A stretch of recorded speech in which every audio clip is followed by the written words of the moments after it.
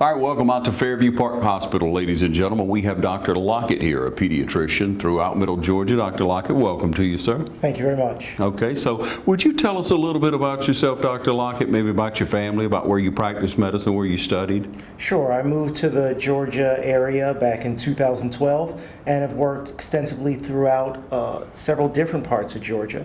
In 2015, I started working in Middle Georgia in ERs, and in 2018, started working at Dublin's Fairview Park Hospital. And so you work with obviously youth up to about 18, so we're looking at summer issues right now, ladies and gentlemen, and wanted to be able to relate to you some of the things that you need to be aware of. First of all, let's talk about the safety here at Fairview Park Hospital and the fact that in the ER or anywhere throughout the hospital is a very safe and controlled environment right now, isn't it, Doctor? Absolutely. We screen every person that enters the hospital. Everyone gets their temperature taken, they're screened for symptoms of coronavirus, and everyone is masked, including all staff. Yeah, extremely safe. Once again, I'm in and out of here quite a bit and have the opportunity to speak with various doctors. Doctor, when we look at summer and we look at youth, we look at young people from, I guess, from the time they're born up until 18 really is a pediatric patient by category, but what are some common things that you see during the summer that maybe parents need to be aware of, some issues that pediatrics may see? Sure, we see issues with nausea, vomiting, abdominal pain. Patients still suffer with asthma, particularly patients that have issues with allergies and hay fever. We'll see different kinds of infections, including skin infections, and of course we do see some symptoms that cross over with coronavirus as well. Yeah. Now when you talk about coronavirus, a lot of people think that infants, young children, people under 18 are really not susceptible to it. Is that the case? Well, that's not really true. While patients that are younger tend to not have a severe course of coronavirus, they're just as susceptible as the rest of us. In addition, there are some rare conditions that can predispose to significant inflammatory conditions, like some conditions that we see not associated with coronavirus that can be very serious. Yeah. So any abnormal circumstances may be going on with their young children, middle age, or I should say 15, 16 up to 18, if they're really concerned and it's an off hour, they can't go to a general practitioner, they can come here. Absolutely. Our ER is open, it's available, and it's a safe place to get your children seen and any issue they may be having taken care of. So, Doctor, how do patients come to you, and what is the norm for you as far as what treatments that you offer, what illnesses that a child would have? Do they come directly to the hospital when they have an issue, or they need to be referred to you? Well, we do see patients through the ER, and ER patients don't require referrals. However, if you're experiencing symptoms from coronavirus, we ask that you contact your general practitioner, your pediatrician, your family doctor first to get triaged. But if you feel a need to come to our ER, we don't need any referrals. We don't require any referrals. We'll see you for any conditions that you may have.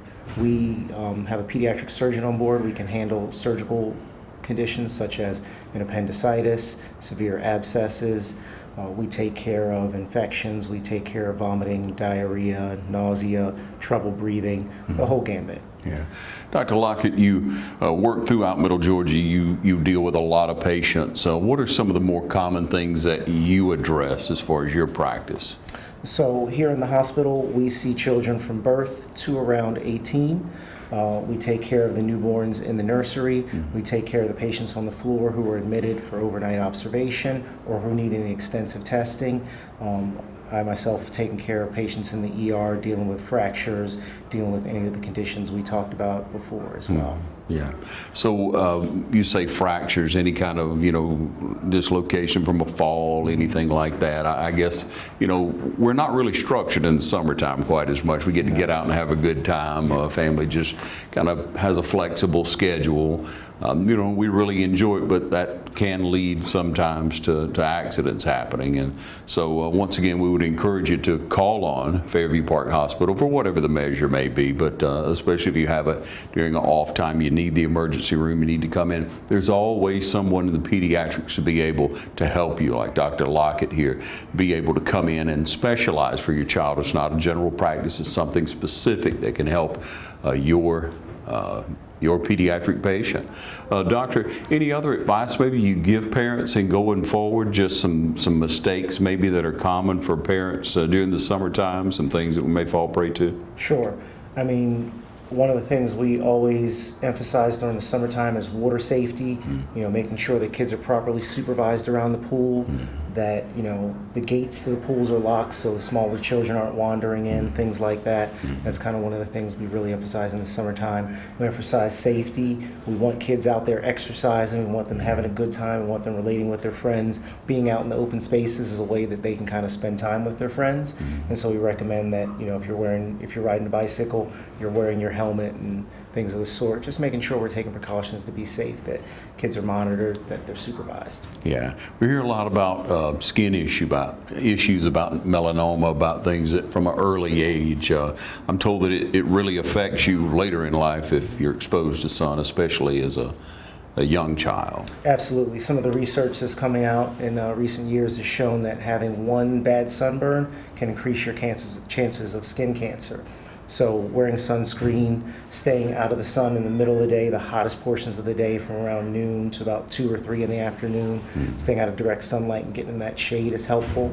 Wearing hats with large brims is helpful. And of course, wearing your sunscreen with an SPF of at least 45.